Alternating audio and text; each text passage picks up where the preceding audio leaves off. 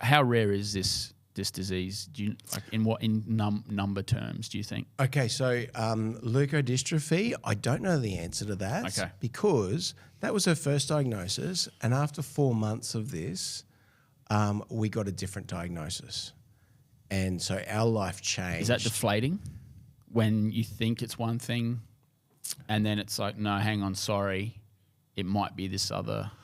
Well, it gave us, before it was we think. Okay. Then after gene testing, they read all of her genes, and they realised that on her genetic helix, she's got 2 genes that aren't working properly. So out of 30,000, 2 of them not working. Wow. The same. 2 out of 30,000. Yeah. So wow. So she was passed those genes from my wife and I. Okay. So what that means in my makeup, out of those 30,000, I've got 1 gene that's not working very well, and my wife has the identical gene that's not working well. So everything's all right with me and my wife because we've got one doing the job of the other one. Everything's cool. But we happen to both pass down the faulty one. So I passed down the faulty one to Lula, and so did my wife. So, the geneticist, the first thing he asked was, "Are you brother and sister? Are you related anywhere?" Right. Because it's just so rare for us to meet and have the identical faulty gene. And there was 0 chance of that. But in a weird kind of Providence type way, maybe it was meant.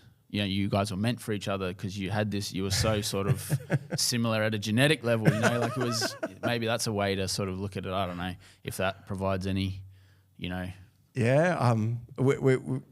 Golden's parents are from America. My parents are Australian, and we couldn't work out if they'd met any time. But there's a theory that you're supposed to, if you don't like the smell of someone, then it's a natural thing that your genes aren't a good match. That's a theory. And I sort of questioned, do I like the smell of my wife? And, does she like it? But yeah, that was going nowhere. So the question is, was it a shock? Was it disappointment getting a new diagnosis?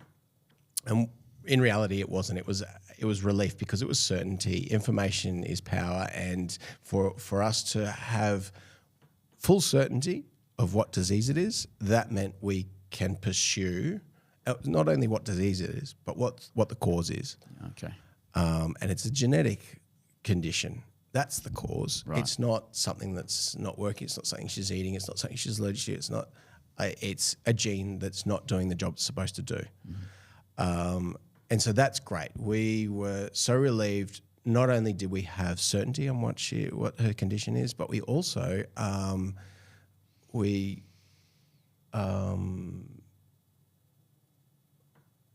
sorry, I lost train of thought. That's okay. Yeah. So not only are we certain of what the disease is. So the new diagnosis Yep.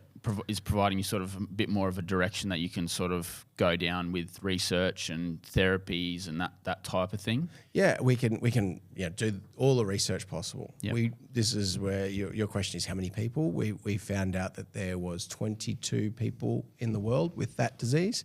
That's in the medical literature. Yep. There'll be more, but in medical literature, that's what it is. There might be other people that are diagnosed with or misdiagnosed with cerebral palsy, maybe leukodystrophy like us, but there'll be other people out there. But but infinitesimally, like small amount of people. Yeah. Yep. Yeah. So that's what you're facing, and you're finding out what you're facing as well at that time. Well, there's still a lot of uncertainty about what's her prognosis because there's such a limited pool of people that have it. So there was some relief that we know what it is, but there's also relief that we know it's not leukodystrophy and her prognosis is not months anymore. Okay. It'll be longer. But the oldest person we are in contact with that has the disease was 17 at the time. Okay. And he had a pretty light case of it. When I say light case, there are kids with about a third of the kids with this disease have neurodysfunction. Mm-hmm. Most of them can't walk. Some of them suffer from seizures and things like that. But this boy, maybe one of his genes is creating a little bit of the enzyme, so he might have got a bit of a lighter case. There might still be some production. So he's in a wheelchair, but he just he's our hero. He just represented the UK at the Olympics in disabled basketball. Oh, wow. He's doing really well. Yeah. He's our poster boy, but he's we're at a stage where we don't know the prognosis, but we do know we've now got more time. It's not months anymore. We looked for a cure. We looked for treatment options. There was nothing available. There's nothing. Just go home, love your daughter, and when things get too hard, bring her back to us for palliative care. That's sort of what the doctors were telling you? Yeah. Okay. So that message, whilst sweet, I guess. I don't know what, but that didn't rub well on us. We're not going to sit by. We decided we're going to do everything we possibly can.